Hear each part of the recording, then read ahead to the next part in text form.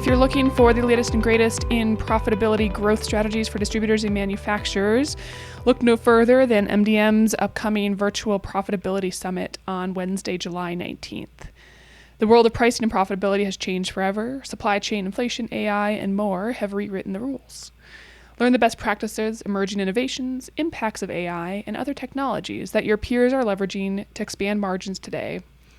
Hear from leading experts, solution providers, and high-performance practitioners who are pushing data science, tech, and street-level wisdom to share and outperform in turbulent markets. Visit mdm.com and navigate to our events tab to see all our upcoming offerings. Again, this profitability summit is entirely free and virtual on July 19th.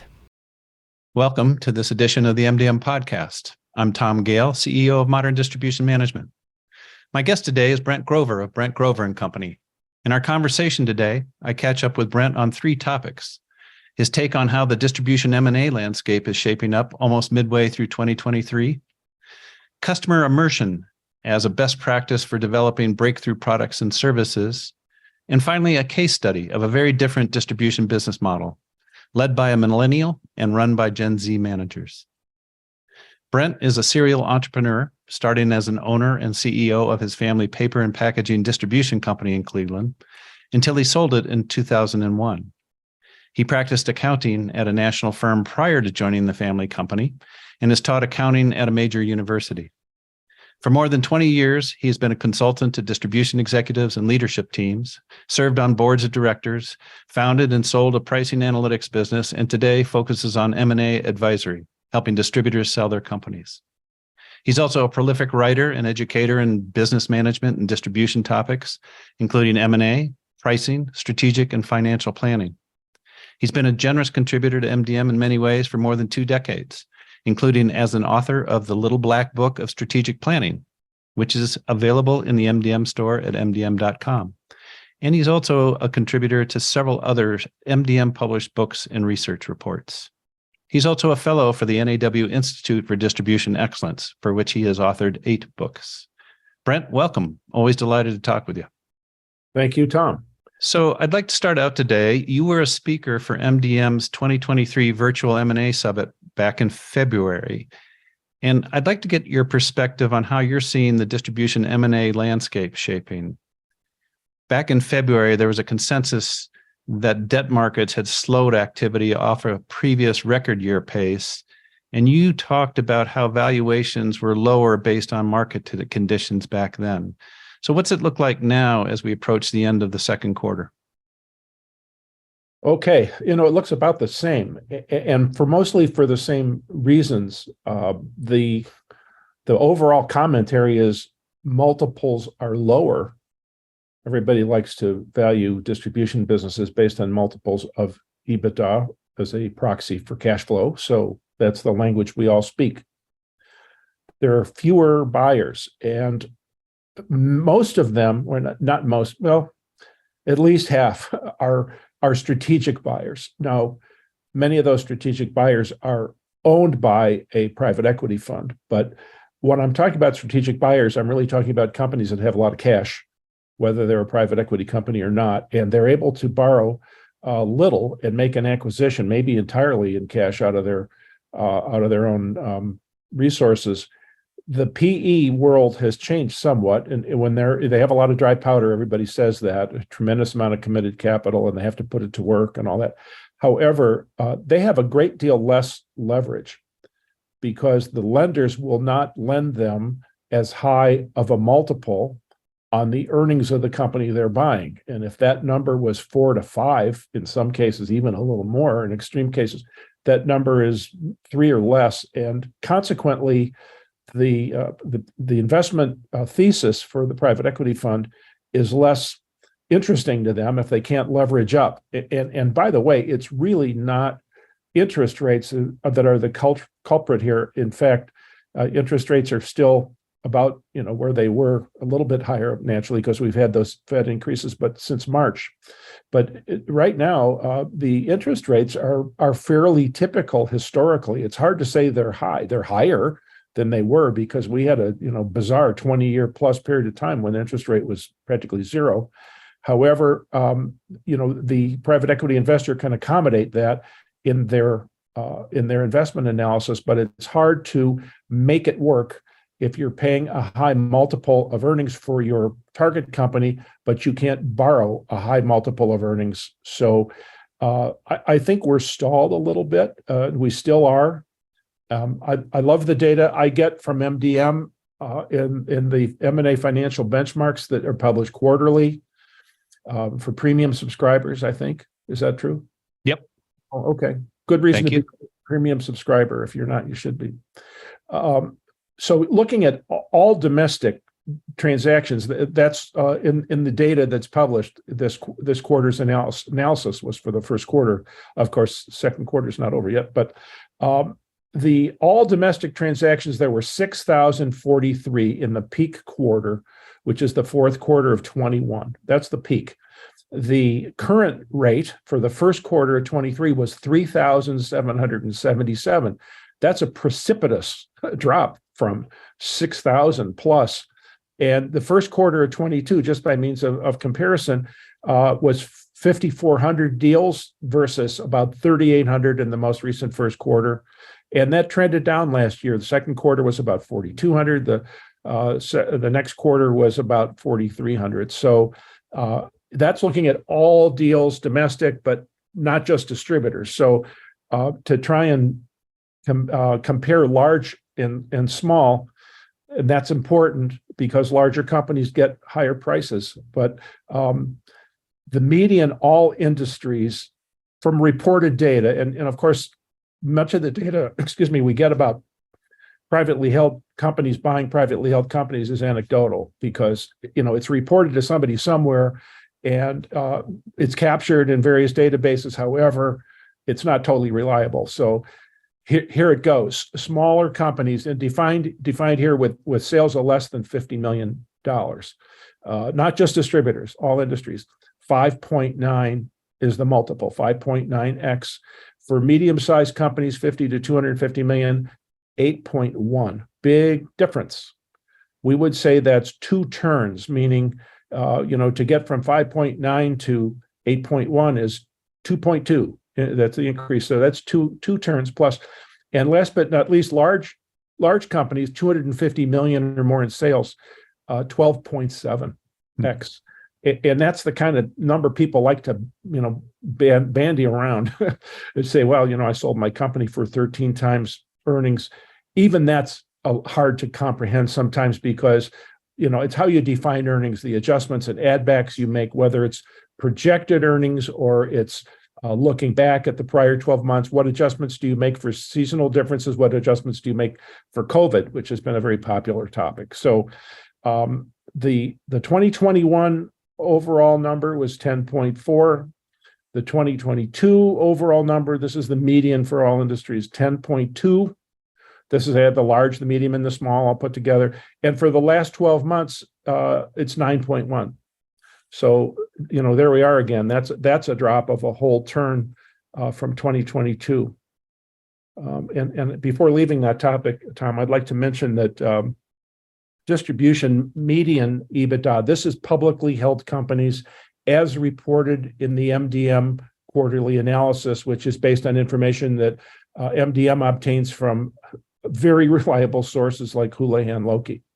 So that's an index of 35 major, obviously publicly held distributors, including Granger and many, many others. So the median EBITDA multiple, this is the stock price.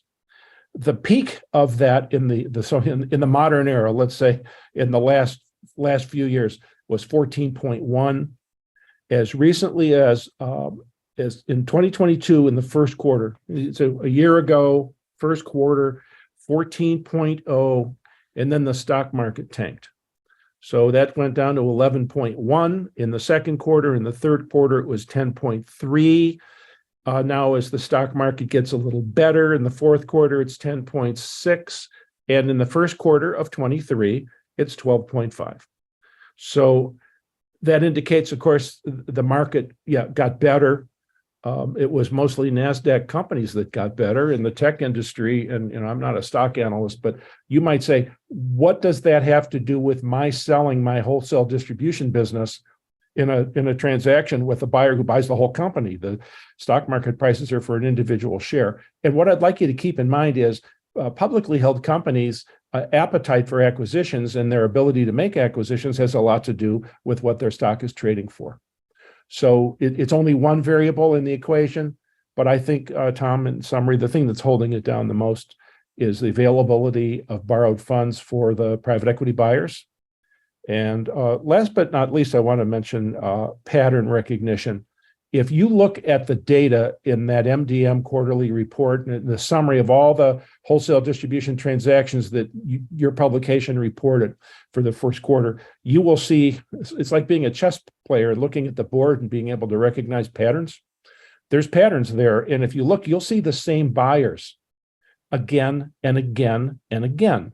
And what's going on there is some buyers are out there with deep pockets and they have a desire, an urge to expand, usually geographically, by acquiring more companies. And you see those patterns. So you could say in the janitorial supplies industry or in the packaging supplies industry, which I happen to know a lot about, there's been a sort of a feeding frenzy with 3 or 4 buyers really out there and competing for the same companies that they want to buy.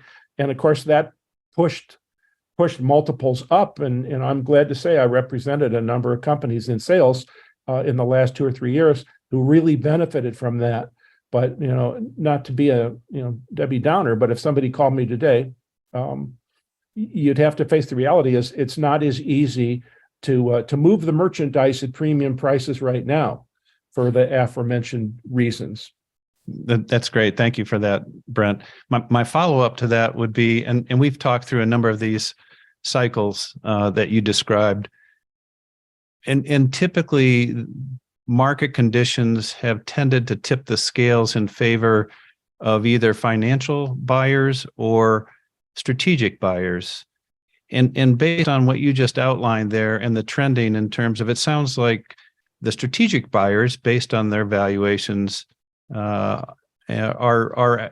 feels like they're coming back and strengthening a little bit in terms of their capacity and potentially have those deeper pockets versus financial. So that was my long-winded way of asking you, are you seeing specifically where strategics are more active than financial buyers currently? Yes.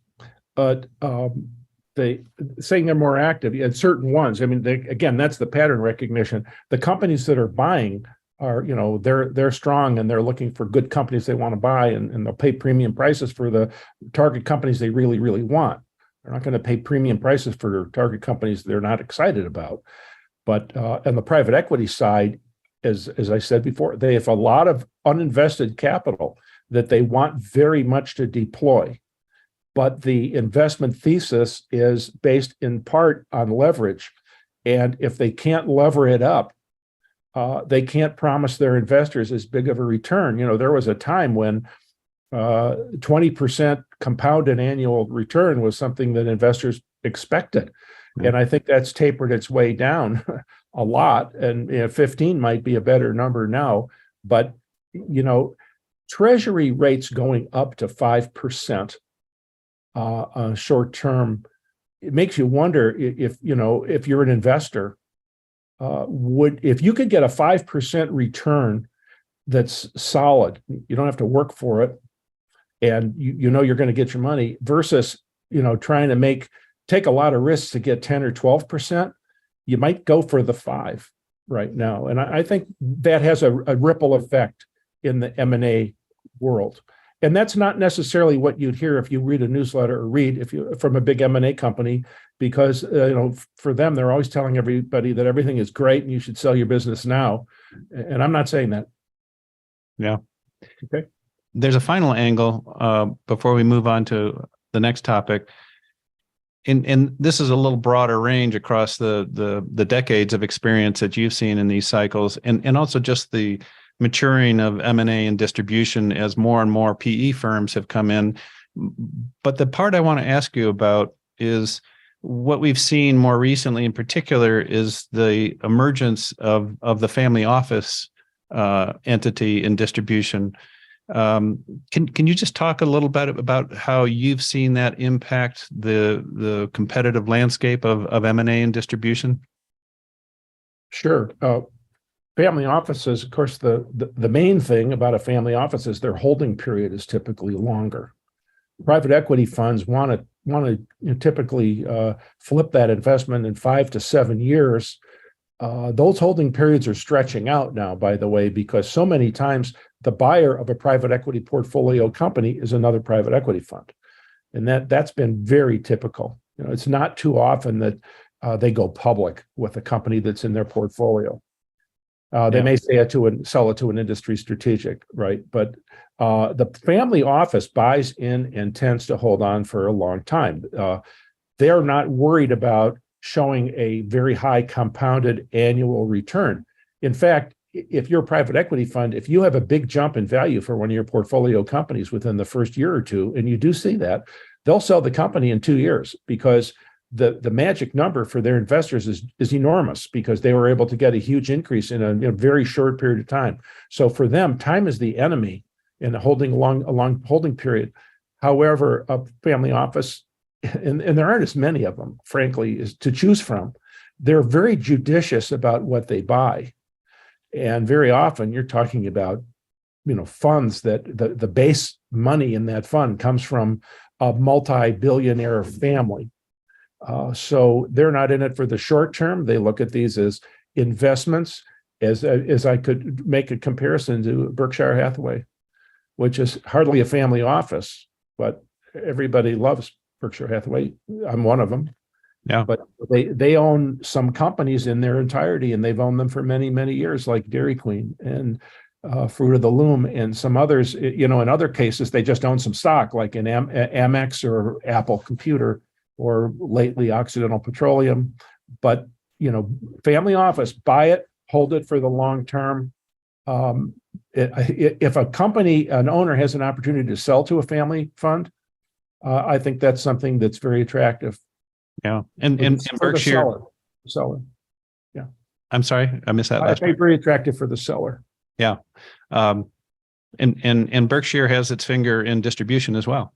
They do, and they bought McLean Distribution from Walmart. Of course, that's a sort of a bellwether transaction many years ago.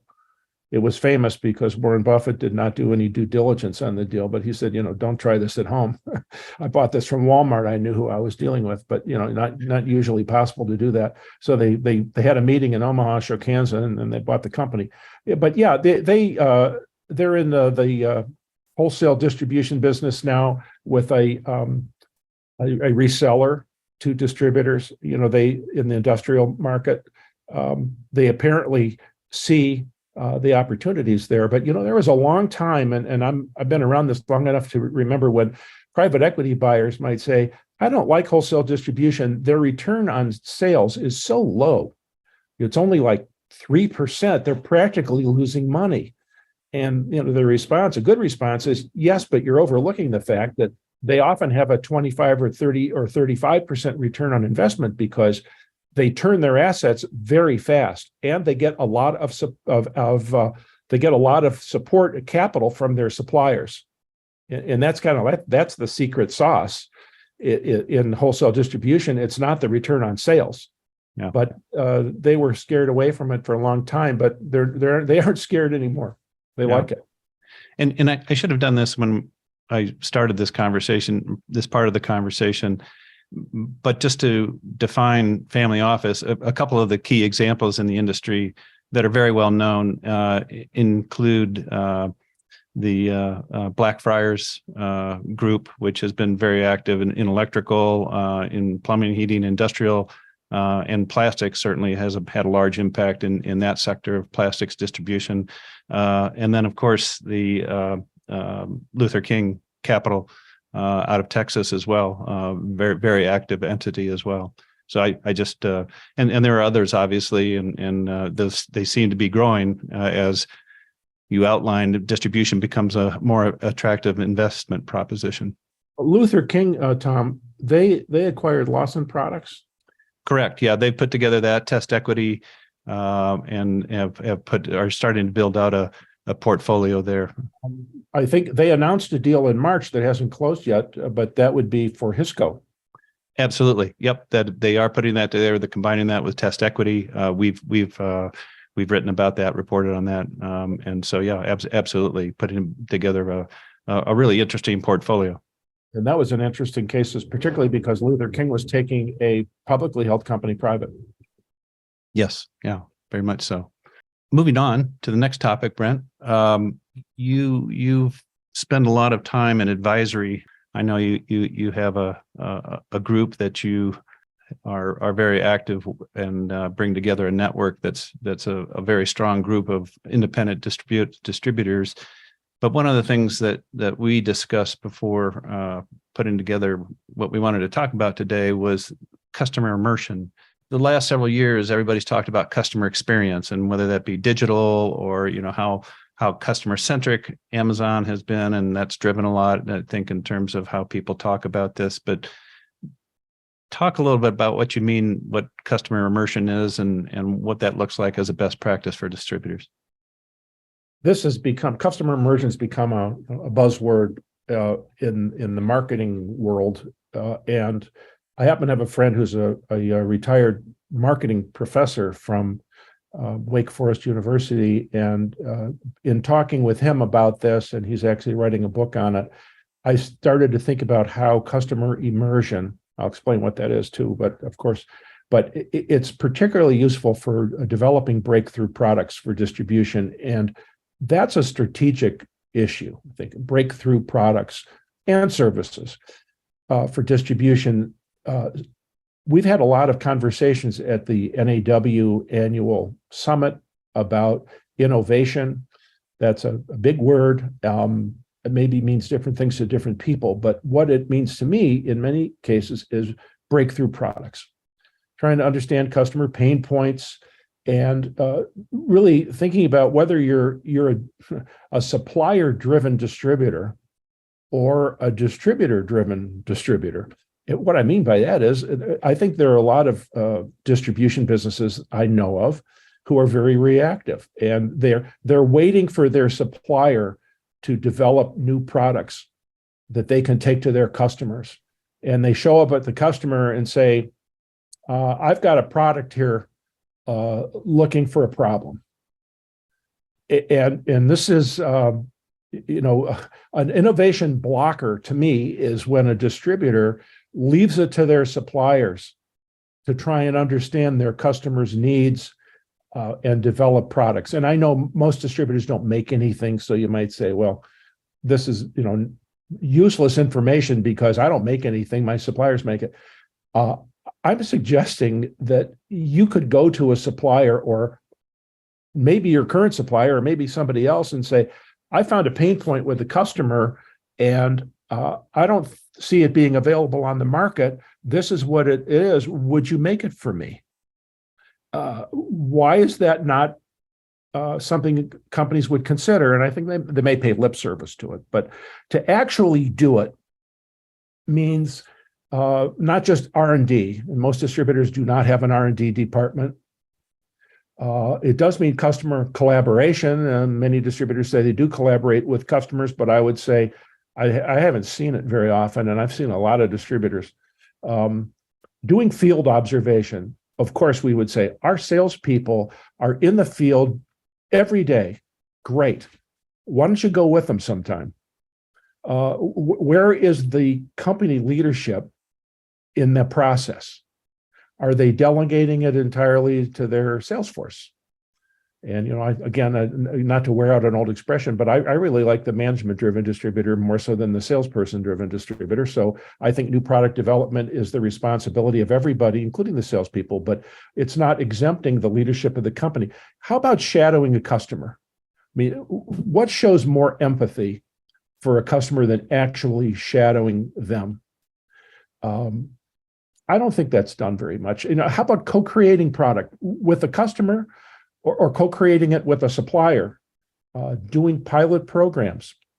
This is really continuous engagement. And Distributors have the advantage, huge advantage of cross-industry learning because we do business in so many different industries. And I'm throwing that out there since I hear so many people talking about innovation. And I'm throwing it out there as a means of doing so, customer immersion. And now I think I've defined it with what I mentioned, those points. So that's what's on my mind, Tom. So from a practical standpoint, I mean, it's one thing if a CEO or somebody on the leadership team says, we need to do this. And what I'm thinking about is how do you actually build that into the DNA of a distributor? I mean, is this something where it's a defined role out of the marketing department, or is it defined in terms of X number of hours on each member of your leadership team is spent with a customer and that shadowing? Or I'm trying to think about the strategic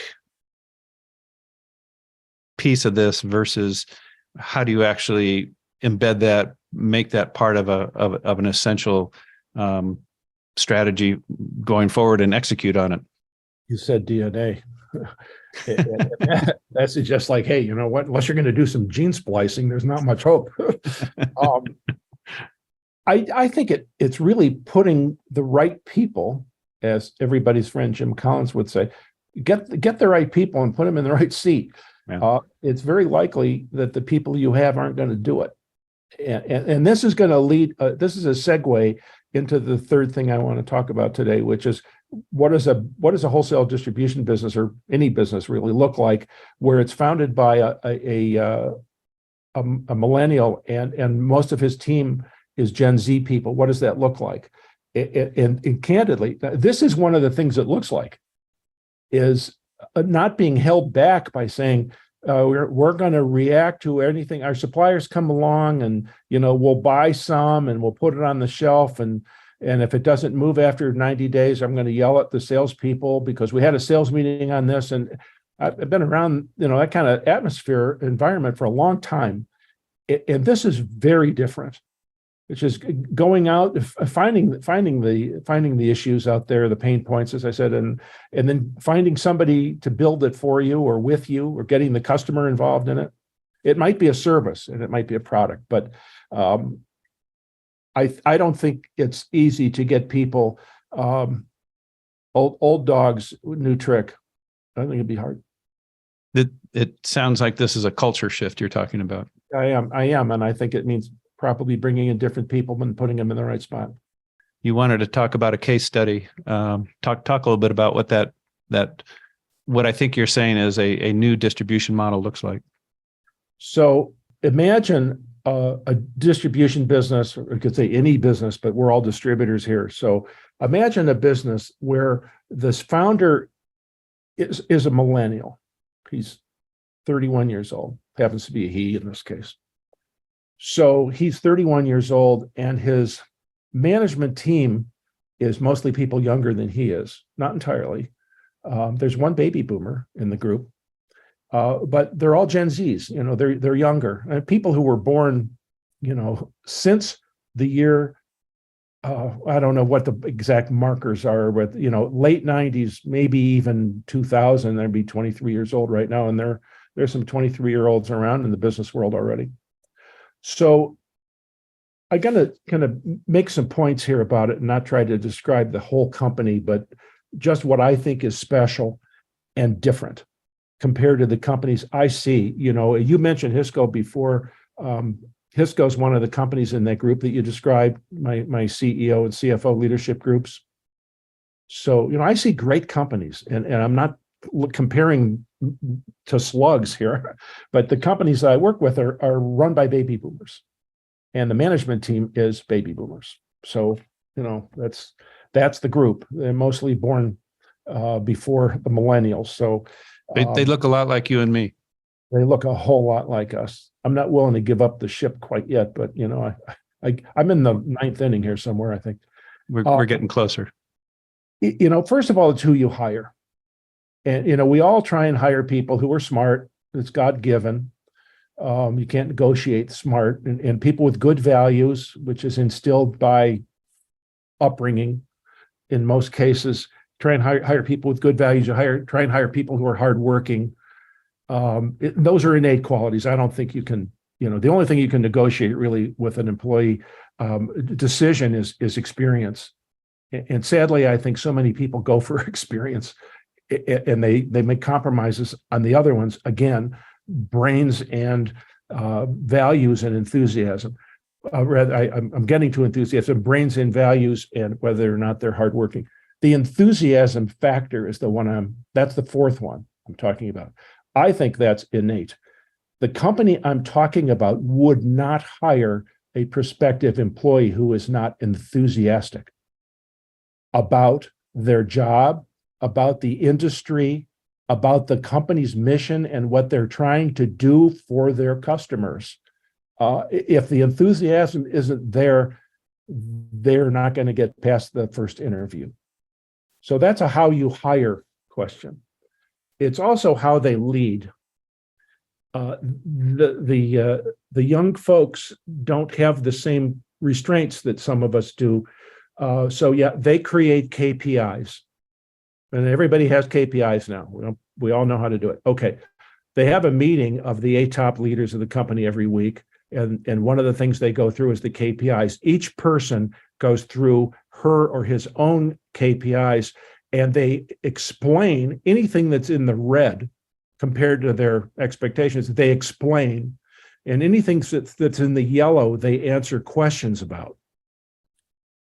Okay, then the green, they skip it because that's going okay. And we can't look at everything every week. We wouldn't have any time. But they do that, and they also develop through their conversations about the KPIs, they identify issues, and they spend the second half of the meeting discussing the issues, the identifying through discussion the problem, and then they devise a path towards a solution. They don't necessarily solve it at that meeting, but one of those 8 people is going to own that problem and come back to the meeting the following week and explain how they resolved it.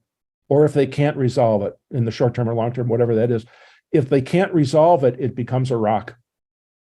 And if you didn't fix it, it's a rock, and now it's on your list. And one of the also things you're going to do in this meeting, by the way, this whole meeting is just an hour. The KPIs and the rocks and the IDSs, the identify and discuss and solve. When that rock is on your list, it's not going away. And just to clarify, Brent, what you're describing here is the entrepreneurial operating system, EOS, and the book Yes. traction. Yeah. Right. But when they started the business, they brought an EOS consultant in. Yep.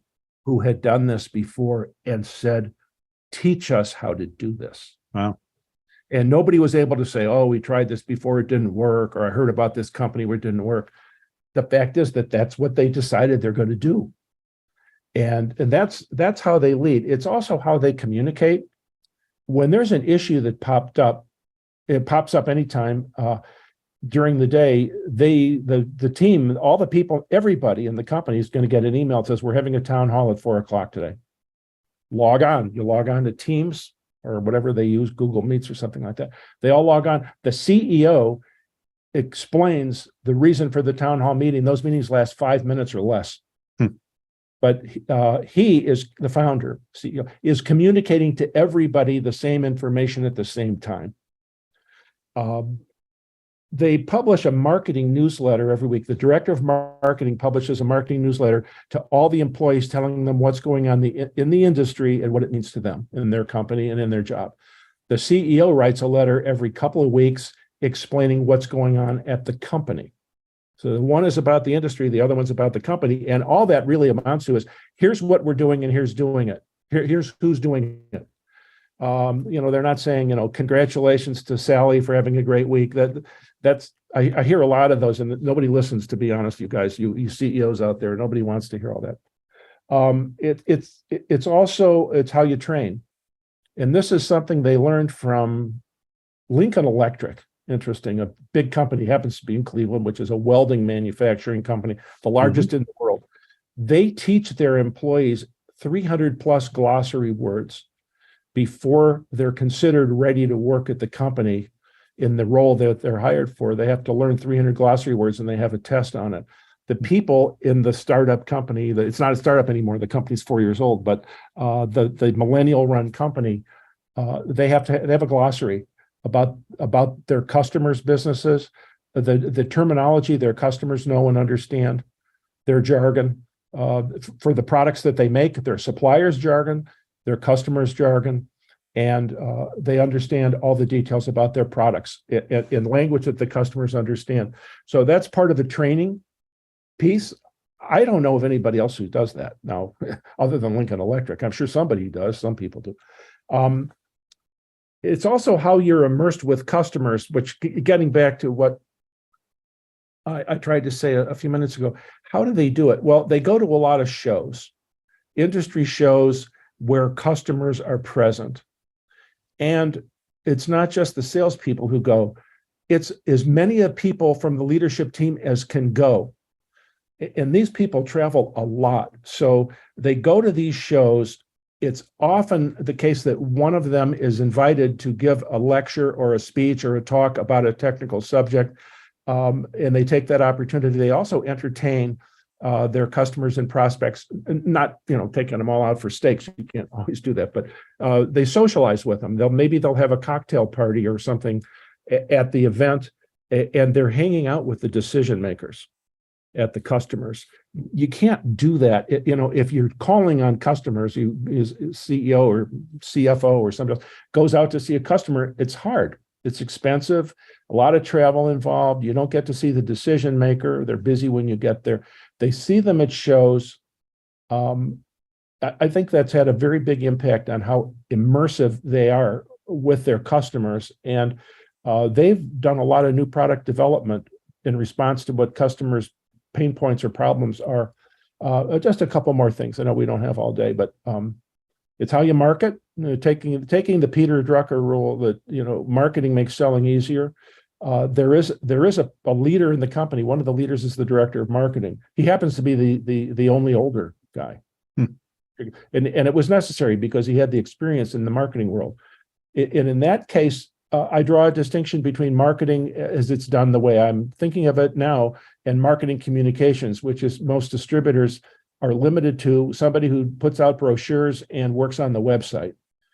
And that's, you got to do that, but I'm not talking about that. I'm talking about having the ability to create a stream of qualified leads for the salespeople. That's really the output of the marketing department, is a stream of qualified leads for the salespeople. And also doing effective advertising. Most distributors don't do very effective advertising, except for Grainger. Now you hear them on the radio all the time, but that's pretty unusual in the distribution world. It's how you sell. It's also collaborating with suppliers and going to the shows, the leaders, as I said. One last thing, Tom, and it's about boundaries. These guys don't see boundaries. They opened an office in Barcelona, Spain, and they're stocking product in Europe. They set up their website with euros as well as dollars. It sounds like a small thing in value-added tax. It's not a small thing. They are planning to open an office in Thailand, in Bangkok. And they spend a lot of money on airfare and travel, but they also stay at Airbnbs. They don't necessarily spend the top dollar, but going places is expensive. But they go there, they're present. And they don't see boundary. They don't see the international boundaries. They don't see the state line. They don't see the things that hold so many distributors back is narrow thinking. So I'm very excited about that company and how they're doing it. And I think there's a lot there for people like me and my cohorts to learn, and also to understand that we can't do it ourselves. And thank you for taking the time to outline that and in the detail that you did, Brent. I think that's as you know, our team covers a lot around all the transformational work at every level of distributor, particularly what's been taking place these last 3 years as companies have been really forced to look at how they operate very differently. I think COVID accelerated a lot of changes. I think the changes were happening. Absolutely. Well, happen, but it accelerated them dramatically.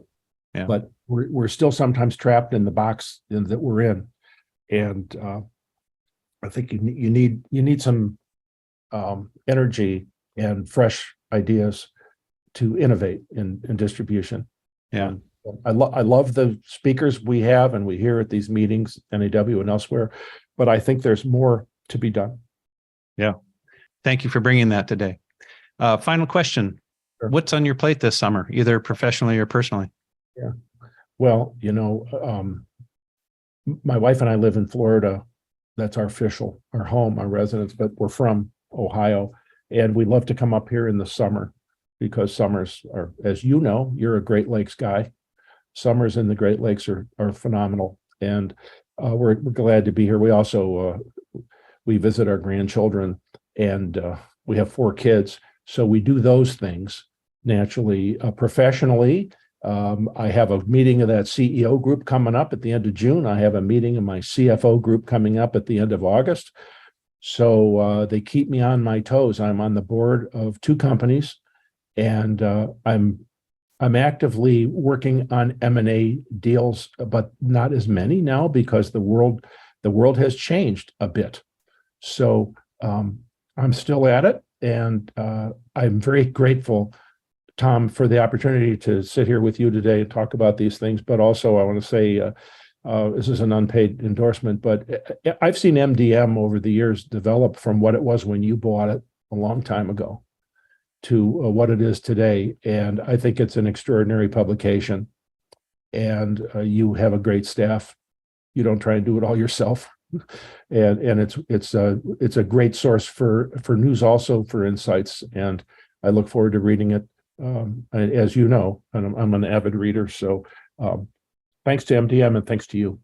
Thank you for those very kind words. And it's been a pleasure. Now, I think we're in the 3rd decade of being partners in terms of content and exploring a lot of these issues that we talked about today. And they continue to fascinate both of us. So I think we've both been pretty lucky. Amen. And as my dad always said, sometimes you make your own luck, but you got to be grateful for what you get, right? Indeed.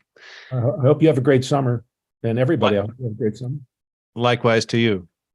Thanks. You can find more conversations like this one and the complete 5-year archive of MDM podcasts at mdm.com/podcasts. Thanks for joining us today.